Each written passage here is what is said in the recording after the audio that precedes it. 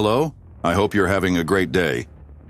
Today we'll talk about a story where Paul, a father who has been living a half-life alongside his two teenage sons, experiences peace during the day and torment at night.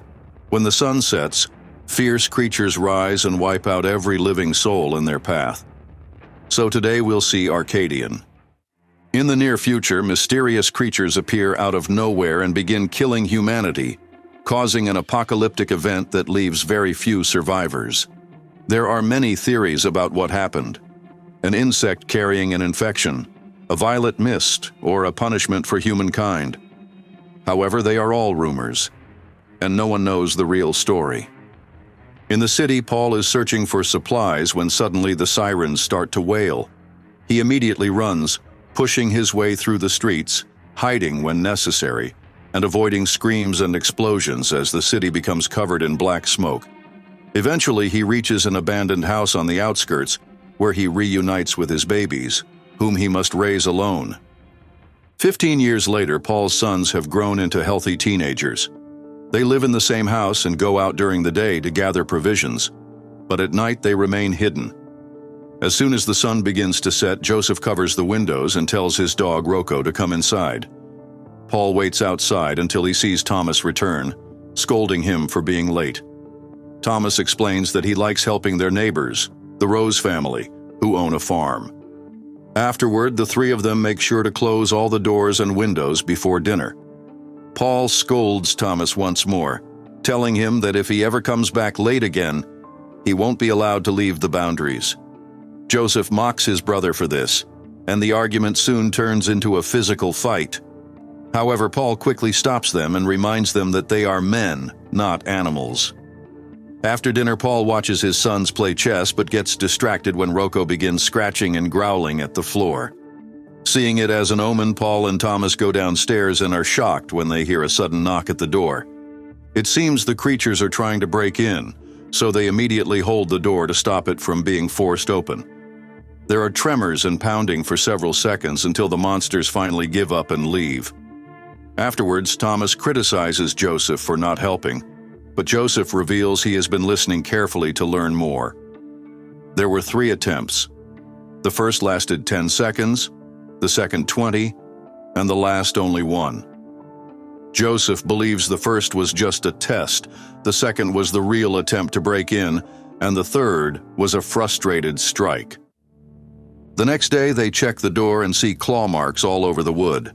The door has lost strength, so Paul and his boys go out to find wood to reinforce it. They bring their haul back to the house and, while Thomas chops the logs, Paul checks on Joseph, who is working in the barn. After some insistence, Joseph admits that he has been trying to build a vehicle because he's tired of feeling confined and afraid. However, he hasn't been able to make it work. Paul, impressed, takes a look, quickly makes a few changes, and finally manages to get the car running. Excited, Paul takes the teenagers for a ride to teach them how to drive. They return home after an hour of wandering, and Paul announces that the windows still need reinforcement. He sends the boys to the river to salvage them. Thomas gets upset because he had been promised he could go to the farm that day, but Paul insists this is more important.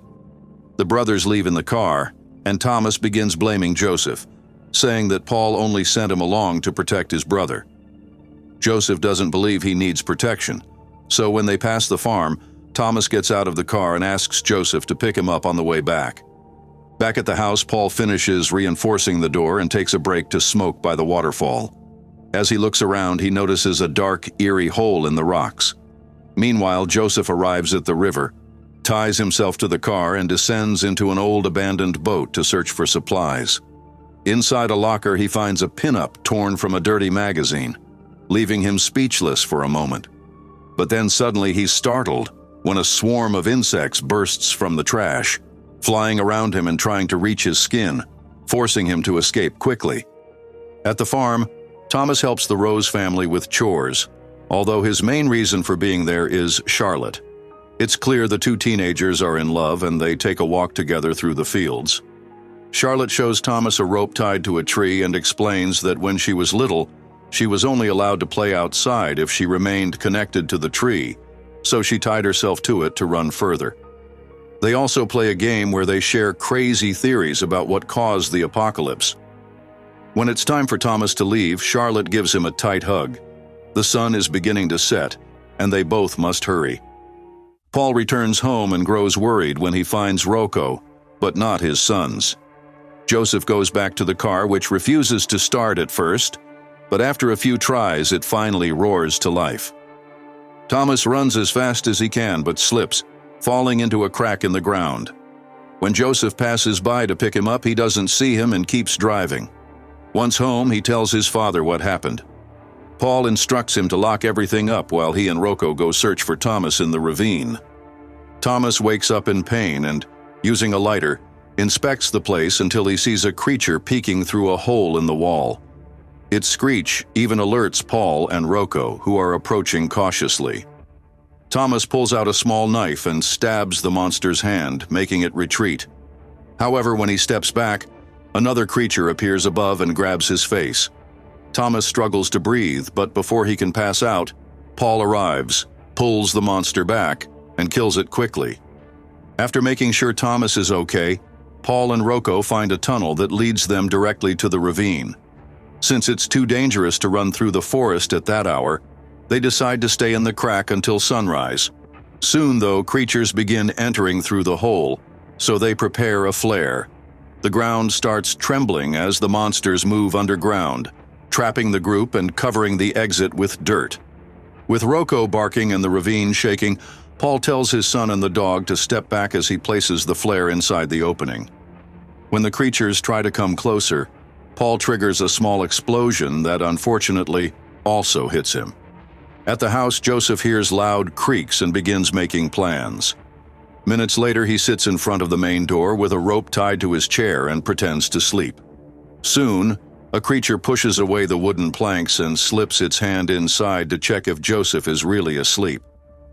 When the boy doesn't react, the monster enters, but Joseph reveals he was faking and pulls the rope.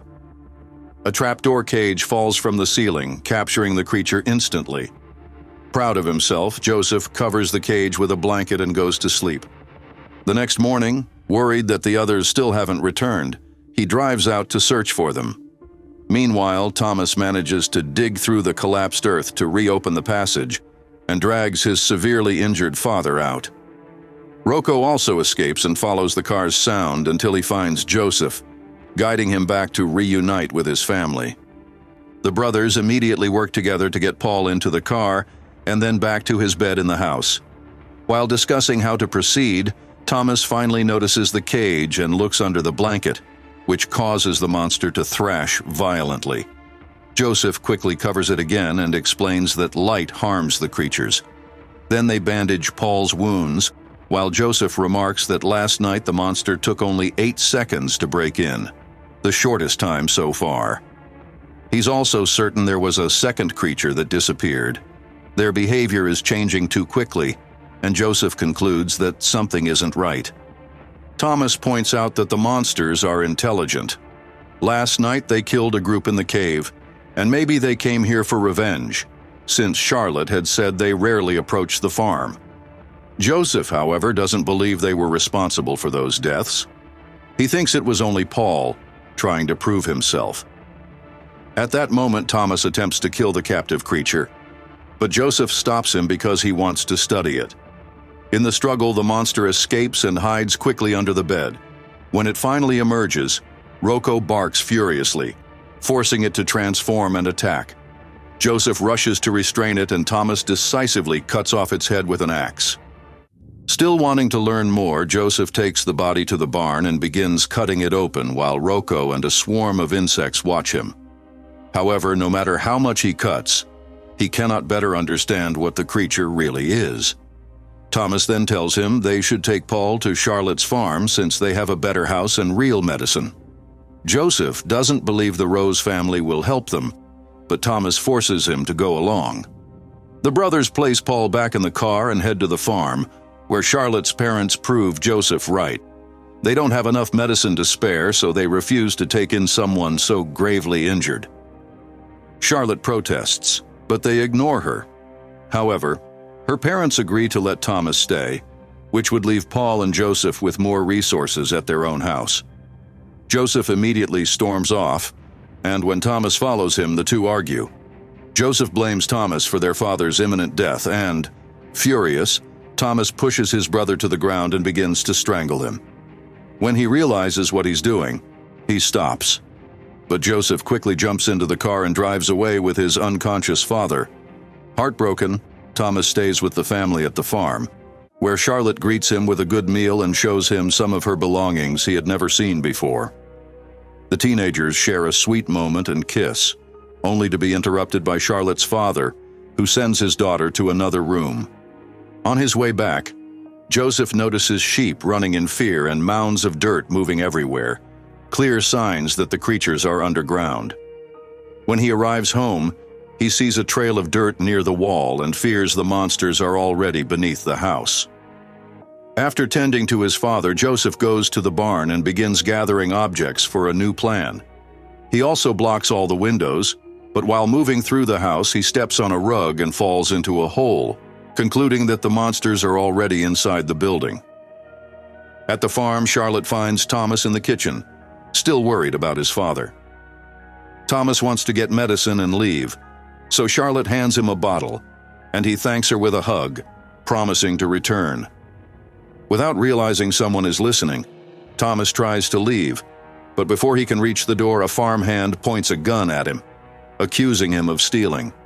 Desperate, Thomas explains that Charlotte gave it to him, but the man doesn't believe him. The other workers join in and drag him to the barn, where they tie him up and play music to cover what they are about to do. They grab his legs and one man prepares to shoot, but at that moment a hole opens beneath him and he falls, missing the shot.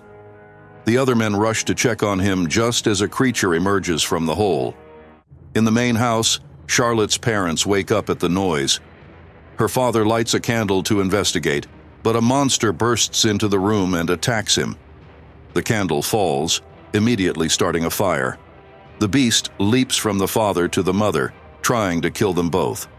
The father manages to push it away while the mother runs to find her daughter, but the creature catches up and knocks her down.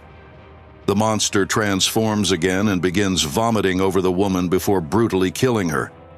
In her bedroom, Charlotte hears the screams, and when everything falls silent, she steps out and is horrified to find a trail of blood leading her to the bathroom, where she discovers the creature carrying her mother's body on its back. In the barn, the men fight in vain against the monsters. One by one, they are slaughtered, and those who manage to escape are chased down. Soon more creatures arrive, and the barn goes up in flames. Thomas takes the chance to break the furniture he was tied to, freeing his hands. Just as a monster finds him, Charlotte tackles it and saves him. The two teenagers run outside and see the house engulfed in fire. Devastated, Charlotte tells Thomas that her parents are gone, so they decide to head to his home together.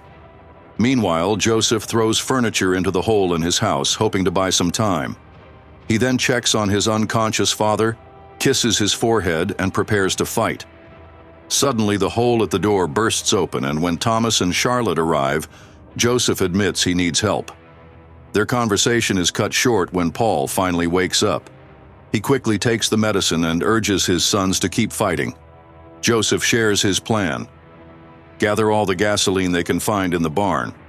Rocco barks nonstop, warning of the imminent danger. The group also drags an old freezer into the house. Thomas and Charlotte reinforce the remaining windows while Joseph piles furniture and soaks it with gasoline, adding explosive objects and one of his father's cigarettes, which is slowly burning. Suddenly, the pile covering the hole begins to shake. At the same time, a creature descends through Paul's chimney, and another emerges from the door. Thomas stabs one from behind, and, though the beast counterattacks, he manages to kill it with a strike to the head. Charlotte, meanwhile, takes down another monster before rejoining the group.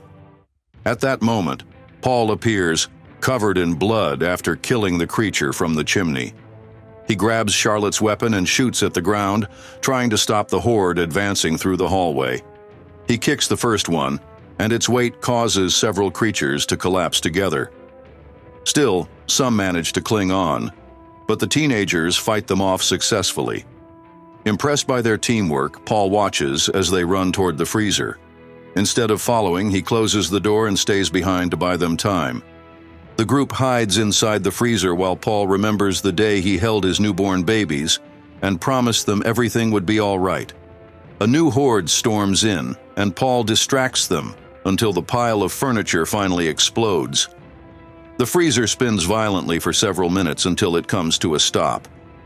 The teenagers and Rocco emerge and desperately search for Paul among the rubble, only for a creature to suddenly leap at them. The group sprints toward the car and drives off, chased by the burning monster. Charlotte's bullets do nothing, but when the beast gets close enough, she strikes it with her weapon, finally making it collapse. A few miles later, the teens stop the car and gaze at the stars, which they had never seen before, having always been locked inside at night. The next morning, the group returns to the house and decides not to rebuild it. After gathering all the supplies they can, they bury their loved ones and say their final goodbyes. Then, the three teenagers and Rocco set off in the car, hoping to find a new home in the Valley Farms. I hope you enjoyed the video.